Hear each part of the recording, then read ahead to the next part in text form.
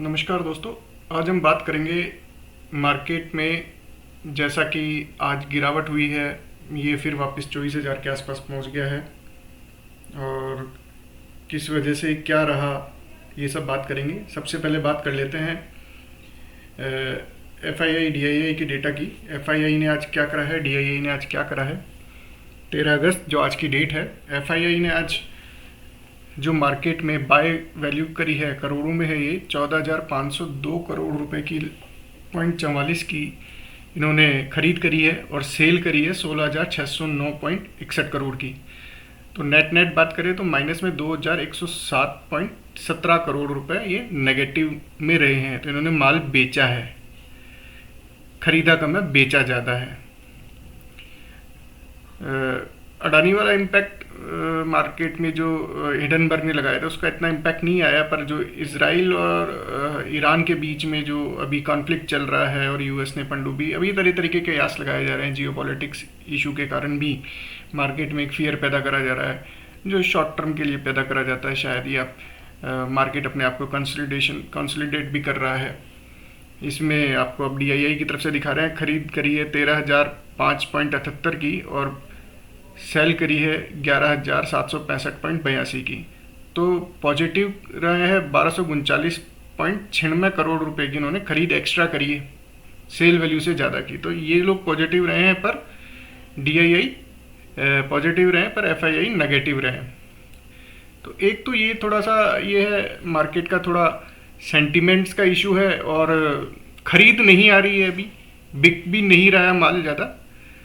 केवल FII की वजह से माल छूट रहा है। रिटेलर्स कम माल छोड़ रहे हैं, जो हमने कल भी डेटा में डिस्कस करा था कि FII ने 8,000 समथिंग करोड़ का फ्यूचर नेगेटिव बेच रखा है, कल के वीडियो में बताया था। अब मैं इसी के रिगार्डिंग आपको कुछ करने जा रहा हूँ कि मार्केट में ये क्या गिरावट की आशंका है लंबे समय के लिए, या फिर मार्केट में सुस्ती है, कंसोलिडेशन कर रहा है। इसके लिए मैं आपको कुछ एक डेटा दिखाना चाहूँगा। देखिए आप थोड़ा,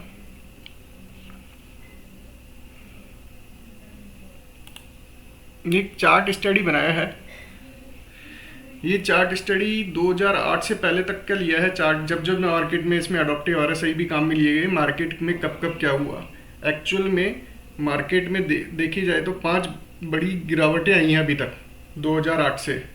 जो 2008 के फाइनेंशियल क्राइसिस हुए थे, जहाँ बैंक्स डूब गए थे अमेरिका के, उसके बाद ये देखें आप तो वो एक गिरावट थी। उसके बाद उसको रिसेशन माना गया था, जॉब्स नहीं थी मार्केट में, तब क्या हुआ था। तो फाइनेंशियल क्राइसिस हुए थे। ये चार्ट दिखा रहा है कि ये 2008 में हुए थे। तो इसमें कितने दिन चला, 305 दिन चला ये 2008 से स्टार्ट होते हुए। टोटल ये मंथ वाइज चार्ट है। इस मंथ वाइज चार्ट में देखेंगे तो हर महीने की कैंडल है। टोटल मिला के 11 महीने तक चला है, 305 दिन चला है ये एवरेज आउट। अब हाईएस्ट रिसेशन भी देखेंगे तो अब 11 महीने चला है मोटा मोटा, और 305 दिन चला है। तो ट्रेडर्स के लिए ही मुश्किल होता है मार्केट में सर्वाइव करना। इन्वेस्टर जो हम कहते हैं 1 साल और से लेके 3 साल तक का नज़रिया अगर आप लेके चलते हैं तो आपको कभी नुकसान नहीं होगा, आप हमेशा फ़ायदे में होंगे। आप अपनी जल्दबाजी में पोजीशन नहीं काटेंगे। अगर आपने मार्केट बहुत अच्छी वैल्यू पे ख़रीदा हुआ शेयर है और आज भी आप लेके बैठे हुए हैं तो आप नहीं काटेंगे। जैसे टाटा एलेक्सी की बात करूं तो टाटा एलेक्सी काफ़ी टाइम पहले, आज से 5 से 6 साल पहले, 6-1 साल पहले ये 900 साढ़े 900 के आसपास का था। मतलब 1200 रुपये के आसपास, 900 से 1200 रुपये के आसपास का था। टाटा एलेक्सी का रेट आप चेक करेंगे 7,500 के आसपास का है। तो किसी ने उस टाइम पे मार्केट में माल लिया होगा, तो आज टाटा एलेक्सी को बेचने के लिए थोड़ी बैठा है। आज उसके पास वो भले ही अभी गिर रहा है, पर इतना भी नहीं गिर के उसी रेट में आ जाएगा, वो वैल्यूएशन नहीं मिलेगी वापस। अडानी पावर 49 का था, 38 to 49 का था उसी 6-1 साल पहले, 6-7 साल पहले। आज उसके रेट देखिए अडानी पावर की, उसकी तो खैर पी अभी भी सस्ती है, पर क्या ये उस टाइम की रेटों पे मिल जाएगा? नहीं मिलेगा। तो ऐसे कई एग्जांपल है मार्केट में कि मार्केट में अपनी वैल्यूएशन जो बढ़ी है वो लॉन्ग टर्म में ही बढ़ी है। तो अगर आप कोई शॉर्ट टर्म ट्रेडर है जो महीने, 2 महीने, 15 दिन, 2 दिन, 3 महीने इनके लिए काम करते हैं, तो उनका व्यू छोटा होता है वो मार्केट में या फिर एफएनओ में काम करते हैं, वो अपना लॉसेस करके भाग जाते हैं या फिर मार्केट से क्विट कर जाते हैं। फिर बोलते हैं कि साहब शेयर मार्केट ख़राब है, शेयर मार्केट में पैसा डूब गया है। और जो बड़े इन्वेस्टर हैं वो लॉन्ग टर्म की सोचते हैं और बैठे रहते हैं, और उसका नतीजा क्या होता है कि कितने ही रिसेशन आए, कितना ही मार्केट गिरे, वो निकल के वापस आता है। मार्केट के अब देखो, अब जितनी बार गिरा है उतनी बार ही चढ़ा है। अब ये देखिए, अब मैं 2008 के फाइनेंशियल क्राइसिस की बात करा रहा हूँ। जब ये हुआ था, रिसेशन आया था, टोटल 11 महीने रफली चला था, 305 दिन रहा था। रेट ऑफ चेंज 52.99% गिरा था उस टाइम पे, अभी तक का हाईएस्ट 52.99% इन 11 महीनों में। तो देखा जाए तो 53% ऑलमोस्ट गिरा था। और उसमें बुल रेशो की बात करें उस मार्केट में तो 45.45% ही था। मतलब खरीदारी काफ़ी कम रही थी, लोग डर गए थे, इस वजह से उन्होंने ख़रीदा नहीं। पर जिन्होंने उस टाइम पे ख़रीद लिया वो फ़ायदे में रहे होंगे नीचे गिरे हुए मार्केट में, और लेके होल्ड करके बैठे रहे। आगे बढ़ते हैं।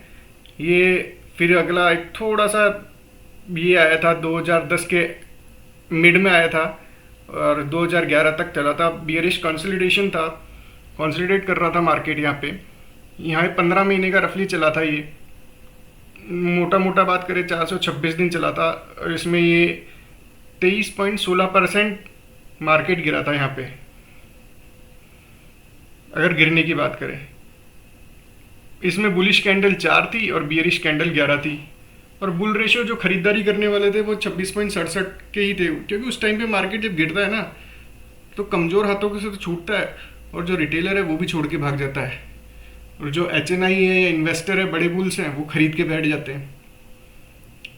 वो वेट करते हैं, वो लॉन्ग टर्म का वेट करते हैं। राकेश झुनझुनवाला का केस ध्यान है आपको, टाइटन, विजय केडिया जी का केस ध्यान है। ये बड़े बड़े नाम हैं, किसी का नाम लेने से कोई ये नहीं हो जाएगा कि कोई फेमस हो जाएगा, या फिर वो उनकी थ्योरी है मार्केट गिरेगा जरूर, गिरे हुए मार्केट में खरीदना है, अच्छी क्वालिटी का शेयर खरीदना, लो बीटा शेयर खरीदना है, जो ज़्यादा चल चुके हैं हाई बीटा शेयर से एग्जिट कर लेनी है, प्रॉफिट बुकिंग देखनी है। अब हाई बीटा शेयर आपको टीवी पे अक्सर दिखाए जाते हैं, जो टेक्निकल्स वाले होते हैं ना, मतलब मार्केट में अभी बुलिश क्रॉस ओवर हुआ है, कब विद हैंडल बना है, ये सब तरीके क्या होता है कि जब ये लोग खरीद लेते हैं ना, तब उसके बाद पता है वो 70% की तो ऑलरेडी चाल ले चुका है शेयर अपना।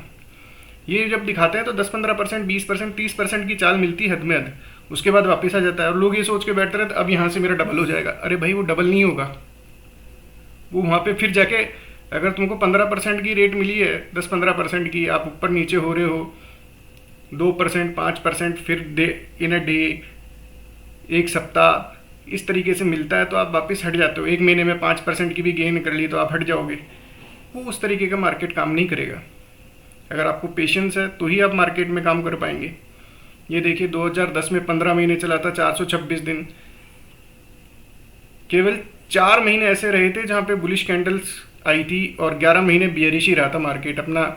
हर महीने लोग लो तोड़ता था, लोग भागते थे मार्केट छोड़ के। अरे यार, मार्केट में तो हालत ख़राब है, क्योंकि 2008 का डर देख लिया था लोगों ने। 2008 में क्या हालत हुई थी, उसी को फियर फैक्टर मान के कंसीडर करके यहाँ पे तो खरीदार ही नहीं आए। पर जहाँ पे यहाँ पे फिर किसी ने, जो समझदार लोग थे, उन्होंने खरीदारी करी लो बीटा स्टॉक में, जिनके परफॉर्मेंस अच्छे थे, जिनकी पी साल दर साल कम थी, मतलब प्रॉफिट अर्निंग तो बढ़ती रही पर शेयर नहीं बढ़ा, तो उनकी पी ऑटोमेटिक कम हो गई। कम पी वाला मतलब शेयर ऐसा हो गया कि जिसकी पी कम है पर वो कंपनी हर साल अच्छे रिजल्ट दे रही है, हर क्वार्टर के अच्छे रिजल्ट आ रहे हैं, तो उसकी पी ऑटोमेटिक गिरती जाएगी। पी भी नहीं बढ़ी तो लोगों ने ऐसे शेयर्स को जिन्होंने खरीदा वो आगे जाके फिर प्रॉफिट में आ गए। इस तरीके की ये दूसरी एक तरीके की मंदी मान लीजिए आप। तीसरी हम बात करते हैं, ये आई थी, ये अभी तक के मार्केट की बात कर रहे हैं, जहाँ पे कुछ बड़ी मंदियाँ देखी गई थी। मंदी क्या कह सकते हैं, मार्केट की गिरावट देखी गई थी। Devaluation of Chinese yuan. अब चाइना ने क्या करा था उस टाइम पे, अपनी एक्सपोर्ट्स चाइना के गिर रहे थे, और अपने एक्सपोर्ट्स बनाने के लिए चाइना ने, और कुछ मार्केट उनकी इंटरनल गतिविधि भी कुछ कमज़ोर रही थी, तो उस टाइम पे चाइना ने उनके अपने युआन की कीमतें गिराई थी मार्केट में अपने एक्सपोर्ट्स भी बढ़ाने के लिए। और उनके कोई स्ट्रेटजी था कि उनकी युआन नीचे गिर रही थी, डॉलर बढ़ रहा था। उस वजह से आप ये देखिए 2014 के एंड से स्टार्ट हुआ था, दिसंबर 2014 के एंड से 2016 में मिड तक चला था ये। स्टार्टिंग में मिड तक बियरिश कंसोलिडेशन रहा था, 15 महीने चला था, 426 दिन रफली चला ये भी। तो अगर आप यहाँ पे बात करें तो यहाँ पे भी मोटा मोटा अगर देखेंगे तो यहाँ पे आपको गिरावट के वही सीन रहे इसमें भी। फिर आप इसको कहेंगे अगला तो मार्केट क्रैश हुआ था यहाँ पे 2019 में, आपने देखा होगा। इसको आप वो कंसोलिडेशन नहीं कहेंगे, ये केवल 91 दिन ही चला, 91 डेज ओनली मार्केट क्रैश हो गया था यहाँ पे 2019 में। 4 कैंडल बनी थी, 4 महीने चला था, 1 महीना बुलिश रहा, 3 महीने नेगेटिव रहा, 25% मोटा मोटा इसका बुल रेशियो था। लोग डर गए थे उस टाइम पे खरीदना चाहिए नहीं खरीदना चाहिए, पर जिन्होंने यहाँ खरीदा होगा वो आगे जाके देखो कितना प्रॉफिट में रहे हैं। इसी तरीके से ये 2022 में भी एक कंसोलिडेशन आया था, 9 महीने चला, 243 दिन, -10.70 की घटा था ये अपना जो पीक से, और बुलिश कैंडल 3 की थी और बियरिश कैंडल 6 थी। बुल रेशो 33.33% का था। तो ऐसा नहीं है मार्केट बढ़ता है, मार्केट घटता है, मार्केट हॉल्ट भी लेता है, पर कमाता कौन है? जिसमें पेशेंस होता है। कमाता कौन है? जो इन्वेस्टर होता है। तो अभी जो हम मार्केट देख रहे हैं, आपको मैं फिर दिखा देता हूँ। अभी जो हम मार्केट देख रहे हैं, ये मार्केट आपको लग रहा है कि ये मार्केट में गिरावट की आशंका है या सुस्ती है, ये मार्केट कंसोलिडेशन मोड में है। और ये मेरे को लगता नहीं है ज़्यादा लंबा रहेगा, क्योंकि मार्केट में अभी कुछ ऐसे सेंटीमेंट्स आए नहीं है। बीच बीच में कुछ ना कुछ खबर इम्पैक्ट कर रही है, कभी वॉर का इम्पैक्ट, कभी रिसेशन का, अमेरिका में रिसेशन का डर, तो कभी चुनाव में बीजेपी की सीटें कम आना, ठीक है।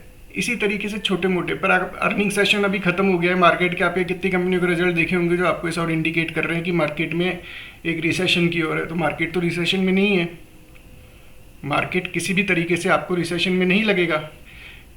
ऊपर से महंगाई कम हुई है, प्रोडक्शन के आंकड़े हमारे बड़े हैं, आपने कल की रिपोर्ट भी कई जगह देखी होगी। मैं आपको वापस दिखाता हूँ। अगर इस तरीके के सेक्टर भी आते हैं तो आपको डर भी लगता है, तो आपको हाई बीटा स्टॉक से अपने आप को डर लग रहा है तो लो बीटा स्टॉक में शिफ्ट करना चाहिए, जिनकी पी कम है, जो अच्छे हैं, जिनकी परफॉर्मेंस अच्छी है, आने वाले टाइम पे भी अच्छी रह सकती है।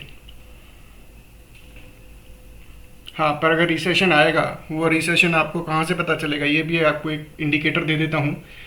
जब आरबीआई अपनी रेट कट करेगा, जो मुझे लगता है, मैं बता रहा हूँ, आरबीआई अपनी जब रेट कट करेगा तो अब भी हो सकता है काफ़ी सारे बैंक्स ऐसे हैं जिन्होंने अपने एनपीए अभी ग्रॉस में एनपीए में डाल रखे हैं, जिन्होंने शो ही नहीं करे, क्योंकि एनपीए रेट अभी उनकी एनपीए है, वो अगर अभी बुक करते हैं तो हायर इंटरेस्ट रेट पे उनको एनपीए बुक करेगा तो उनका लॉसेस ज़्यादा होगा, ठीक है। तो हो सकता है कुछ बैंक्स, और अगर बड़े बैंक्स ऐसा करेंगे तो फिर हम उसको एक कंसीडर करेंगे कि अगर इंटरेस्ट रेट कम होते हैं आरबीआई के, 2 इंस्टेंस में कम करेगा आरबीआई, फर्स्ट इंस्टेंस में नहीं करेगा, पहले पॉलिसी चेंजेस करेगा, पहली बार जब करेगा, दूसरी बार में इंटरेस्ट रेट कम करेगा।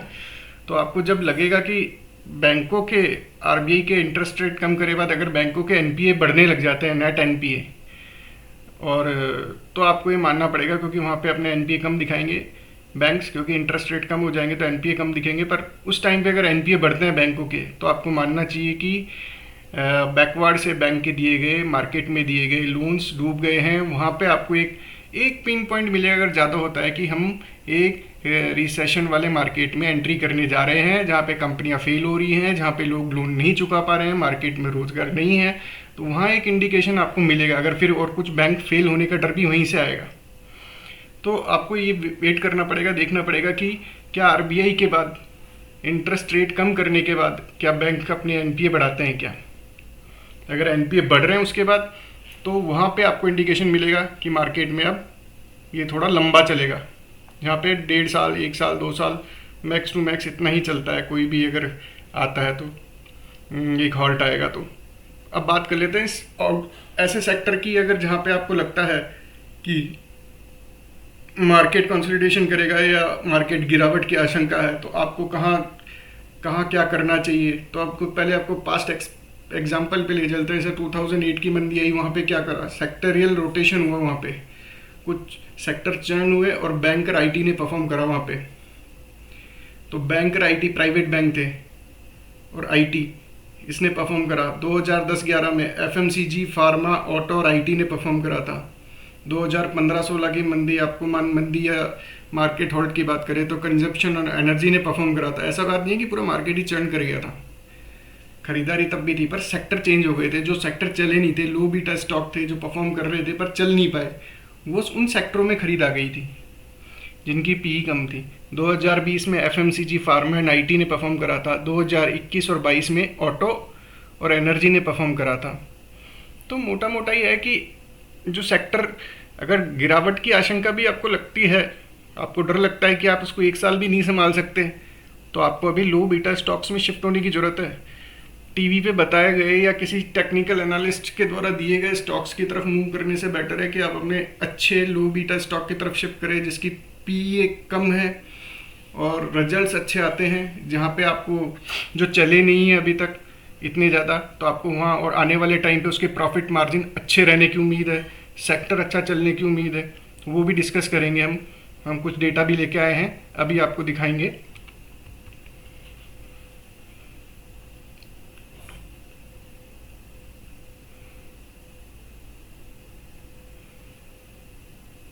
ये देखिए कुछ स्टॉक्स हैं जो हमने लगाए हैं, ये वीकली बेसिस पे लगाए हैं लो बीटा स्टॉक्स। हम इसको सेगमेंट वाइज कैटर कर लेते हैं। पहले निफ्टी 50 पकड़ लेते हैं फिल्टर लगा के। अब ये देखिए निफ्टी 50 में लो बीटा स्टॉक की बात करें, ब्रिटेनिया, एफएमसीजी नहीं चला है इतना, मार्केट चला है, ये इतना नहीं चला है। नेस्ले नहीं चला है। सिप्ला ये मैन्युफैक्चरिंग है, दवा है, फार्मा है, ये भी नहीं चला। हिंदुस्तान यूनिलीवर नहीं चला है। डॉक्टर रेड्डीज, ये आप इसको मेडिकल से रिलेट कर सकते हैं। डिवीज़ लैब, आईटीसी, ये कुछ ऐसे स्टॉक है जो लो बीटा स्टॉक है जो नहीं चल पाए हैं, ठीक है। इसी तरीके से आप काफ़ी नीचे देखते जाएंगे तो लो बीटा स्टॉक है। अब इनमें आपको एक इंडिकेटर अपने आप ढूंढना पड़ेगा जो हमेशा कहता है आप इनकी हाई बीटा स्टॉक में से निकलने के लिए हम आपको हमेशा कहते हैं। अब ये देखिए हाई बीटा स्टॉक में, पर हाई बीटा में भी कौन से स्टॉक्स निकलने के लिए कहेंगे आपको,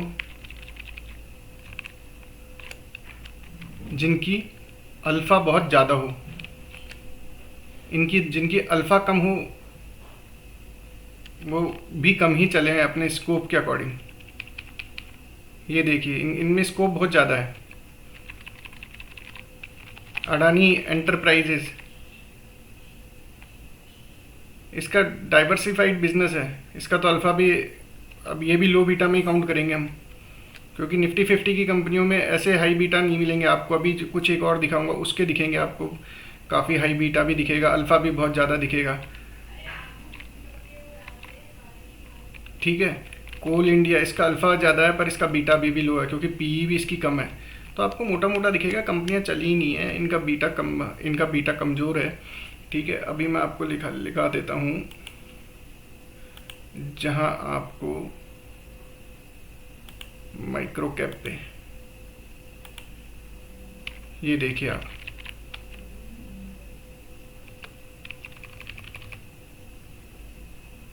चॉइस इंडिया, बीटा तो लो है पर अल्फा इसका हाई है। टीटागढ़ रेलवे, इसने कितना ज़्यादा अल्फा जनरेट करा, 1195.52% का अल्फा जनरेट करा मार्केट के अकॉर्डिंग।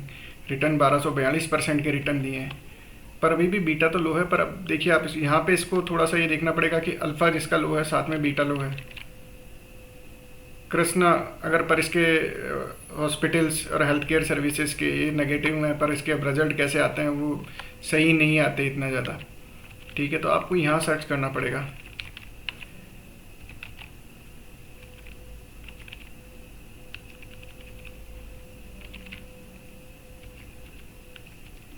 जिन कंपनियों के पीई अच्छे हैं, पीई को आपको देखना पड़ेगा। मैं आपको लो बीटा स्टॉक दिखा रहा हूँ खाली अभी, जिनके अल्फ़ा भी ज़्यादा जनरेट नहीं हुआ है, रिटर्न भी ज़्यादा नहीं दे पाई हैं वो कंपनियाँ।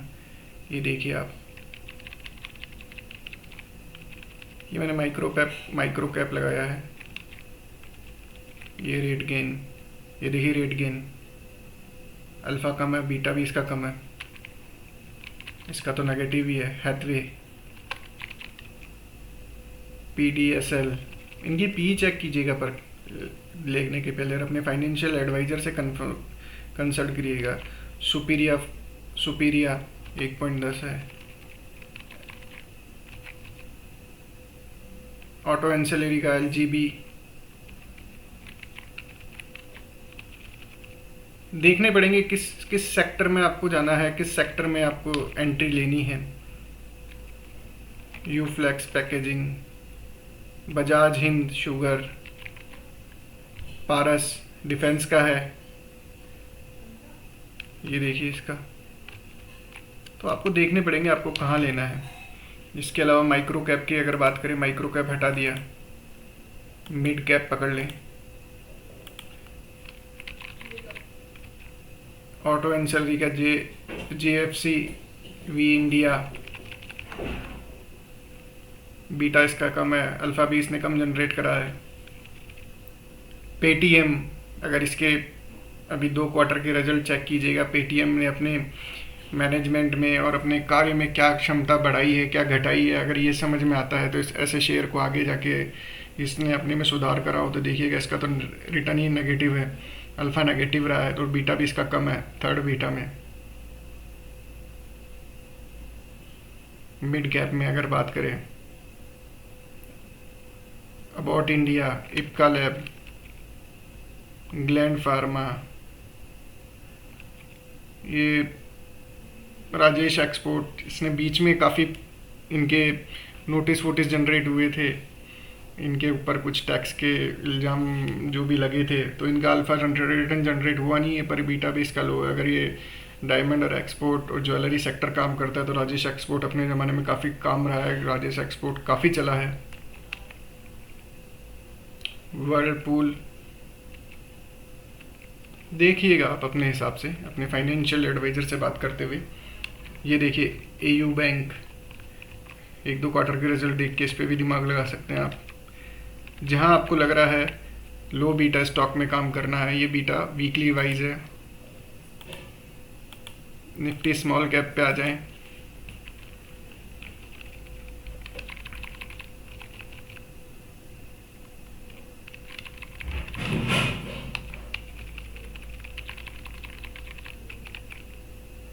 किम्स हॉस्पिटल सर्विसेज का है, लो बीटा है, अल्फा जनरेट नहीं हुआ है इसका, इतना ज़्यादा रिटर्न नहीं दिया है इसने।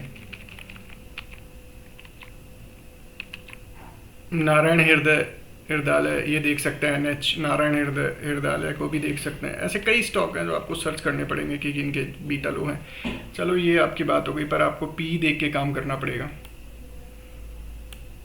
तो मार्केट में डर है, गिरावट का डर है, रिसेशन का डर है, मंदी के डर है, या मार्केट की सुस्ती है। तो हमें तो ये सुस्ती ही लग रही है। बाकी आपको हम दिखाते हैं कि अब मार्केट में निफ्टी कैसे परफॉर्म करेगा। ये एक मैंने उस टाइम पे भी कल भी आपको बताया था कि ये घूम रहा है यहाँ पे, इसी 24,000 के आसपास घूमता है। अगर ये 23,950 के नीचे जाता है तो फिर आपको थोड़ा और नीचे कंसोलिडेशन मिलेगा, पर फिर उसके बाद ये ऊपर आने में भी टाइम नहीं लगाएगा। थोड़ा मार्केट के ये जियोपॉलिटिक इशू वाला ईरान इजराइल वाली मार्केट में डाइजेस्ट हो गई। तो इंडिया के रिपोर्ट्स तो अच्छे ही आए हैं अभी, जो फाइनेंशियल रिपोर्ट्स हैं, और FPI केवल मार्केट में माल काट रहा है अपना, और एंट्री के मौके उसे बाद में मिलेंगे तो महंगे ही मिलने चाहिए। अब मैं आपको दूसरा चार्ट दिखाता हूँ, पॉइंट एंड फिगर चार्ट। इसमें कल भी डिस्कस करा था हमने। ये इसमें RSI अडॉप्टिव RSI है, ये ऊपर ही चल रहा है, नीचे नहीं है। आज गिरावट वाले हैं, पर गिरावट वाले कितने हैं? ओके कैंडल की बात कर लेते हैं, बिकवाली वाले, ये आज की कैंडल है। 1 2 3 कैंडल है खाली। गिरावट है पर इतनी नहीं है, ज़्यादा बड़ी गिरावट नहीं है। ये गिरावट आएगी जब ऐसी गिरावट आएगी, इतने ओ उस टाइम पे आपको मान के चलना पड़ेगा। ये गिरावट आई थी ना, ये गिरावट बड़ी गिरावट थी। अब ऐसी एक बड़ी गिरावट आएगी, उसके बाद मार्केट नीचे कंसोलिडेट करेगा, तो ये RSI इसको क्रॉस ओवर कर देगा और ये नेगेटिव हो जाएगा मार्केट। तब हम मानेंगे मार्केट मंदी में चले गया है, उसके पहले हम नहीं मानेंगे मार्केट मंदी में चले गया है। एक्स का मतलब खरीदार है, जो पहली बार चैनल देख रहे हैं। रैंको चार्ट्स पे देख लेते हैं।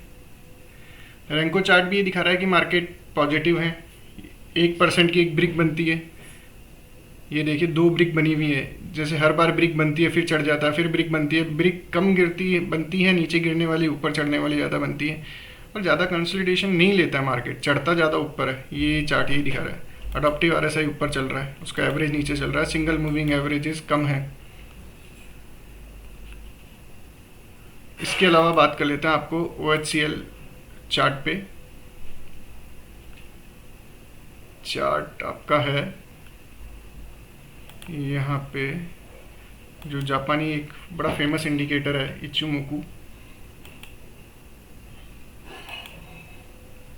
ये इचुमोकू अभी भी ग्रीन दिखा रहा है। आप देखिए ये बियरिश क्लाउड भी नहीं आया है यहाँ पे भी, मतलब इसने हल्का बहुत नीचा दिखाया है, पर ये बियरिश क्लाउड यहाँ पे हल्का सा रेड है। बियरिश क्लाउड का भी नीचे दिखेगा तो बियरिश क्लाउड दिखाएंगे आपको इसमें। ये देखिए यहाँ पे बियरिश क्लाउड था, पर बियरिश क्लाउड में आया नहीं है मार्केट इतना कोई बियरिश, इसमें आगे भी बुलिश क्लाउड ही दिखा रहा है। तो डर के आगे जीत है, कुल मिला के कहानी है। 1-2 दिन की डर की वजह से लोग हल्के हो रहे हैं, तो वो ट्रेडर हल्के हो रहे हैं, इन्वेस्टर एक्यूमुलेट ही कर रहे हैं मार्केट में। अगर आपको लगता है कि बेच के निकल जाना चाहिए तो अपने फाइनेंशियल एडवाइजर से कंसल्ट करें। अगर आपको लगता है कि खरीदना चाहिए, गिरावट में और ऐड करना चाहिए, तो भी अपने फाइनेंशियल एडवाइजर से कंसल्ट करें। बाकी ओवरऑल बात करें तो मार्केट में अभी मंदी नहीं है, ये फिर जियोपॉलिटिकल इशू है, मूव है। अमेरिका के चुनाव नज़दीक आ रहे हैं, वहाँ पे बाइडन साहब आउट हो चुके हैं प्रेसिडेंशियल रेस से कैंडिडेट की, और कमला हैरिस ने एंट्री कर ली है। और इधर की तरफ अब बात करेंगे आप, इससे क्या फ़र्क पड़ेगा कि अमेरिका के चुनाव से। भाई बहुत फ़र्क पड़ रहा है मार्केट में। बाइडन की जो डेमोक्रेटिक पार्टी है वो ये दिखाना चाह रही है कि भैया अभी हम कमज़ोर नहीं हुए हैं। इसराइल और हमास के मामले में वो अपनी परमाणु पनडुब्बी भेज दी है, अपने जहाज भेज दिए हैं, वो अभी भी अपनी पोस्चरिंग कर रहे हैं। केवल चाइना ने कह दिया हम ईरान को सपोर्ट करेंगे। चाइना लड़ने नहीं जाएगा, वो भी खाली पोस्चरिंग करता है। वो पोस्चरिंग वो तो जाता भी नहीं, केवल वो अपना सरकारी मीडिया है उनसे केवल बातें बोलता है, तो वो लड़ने भी नहीं जाएगा। जबकि अमेरिका ने अपने जहाज भेज दिए हैं इसराइल को सपोर्ट करने के लिए। और इसराइल जैसा देखा तो इसराइल और ईरान के बीच में कहीं भी ऐसा नहीं है कि वो टैंक लेके लड़ने आ जाएगा। 2000 किलोमीटर की दूरी है दोनों में अप्रॉक्सीमेटली, तो बीच में और भी देश आते हैं, जॉर्डन, इजिप्ट उधर से आता है, ठीक है। तो काफ़ी ऐसे देश हैं, तो वो उनको डायरेक्ट फौज लेके तो लड़ने आ नहीं सकता। उसके पास एक ही है, अपने ड्रोन्स भेज दे, अपनी मिसाइल डाल दे, तो भी इसराइल के पास अपने आयरन ड्रोन है, साथ में अमेरिका ने अपने वो भेज दिए हैं। तो ईरान अपना क्या करेगा, प्रॉक्सी प्ले ही करेगा, वही हिजबुल्ला, वही हमास, वही हूती, उन्हीं के थ्रू करता रहेगा। और अपनी इज्जत बचाने के लिए या अपने आप को सेफ गार्ड करने के लिए, फेस सेविंग करने के लिए कुछ एक मिसाइल ड्रोन से डाल देगा। बड़े लेवल पे लड़ाई होती नहीं दिख रही है। पर ट्रम्प साहब जो अभी क्लियर कट विनर दिख रहे थे उसको अमेरिकी चुनाव में, तो उनको अभी कमज़ोर करने के हिसाब से, उनकी प्रसिद्धि कम करने के लिए ये डेमोक्रेट सरकार ने वहाँ पे अपनी पोस्चरिंग करी है कि हम अभी कमज़ोर नहीं हैं। क्योंकि ट्रम्प जी ने ये बयान दिया था कि अगर मैं नहीं जीता तो विश्व युद्ध हो जाएगा। दूसरा ये था कि सबसे बड़ी बात कि बाइडन सरकार कमज़ोर है, वो अभी भी अपने आप को पोस्चर नहीं कर पाती, चीन के सामने, ईरान के सामने अपने आप को डाउन कर लेती है। तो उस चीज़ को पोस्चरिंग करने के लिए डेमोक्रेट्स ने अपनी पूरी ताकत लगाई है, पोस्चरिंग बनाई है। तो उससे कोई फ़र्क नहीं पड़ने वाला। 2-4 दिन के सेंटीमेंट में 2-4 कुछ होगा, थोड़ा बहुत कुछ होगा, 2-4 दिन मार्केट ऊपर नीचे होगा, फिर वापस सेंटीमेंट लेके ऊपर चढ़ जाएगा। अगर आपको लग रहा है कि आपको ये वीडियो पसंद आ रहा है तो आप इसको लाइक, सब्सक्राइब और कमेंट ज़रूर करें। साथ ही में आपकी कोई क्वेरी है, आप किसी चीज़ पे जानकारी चाहते हैं तो आप हमें कमेंट में भी बता सकते हैं। उसके अलावा हमारा सब्सक्राइबर नंबर भी है 9828999289 पे अपनी क्वेरी लिख के डाल सकते हैं। अगर उचित समय पर उसे एड्रेस भी किया जाएगा। हम कोई चार्जेस नहीं लेते हैं।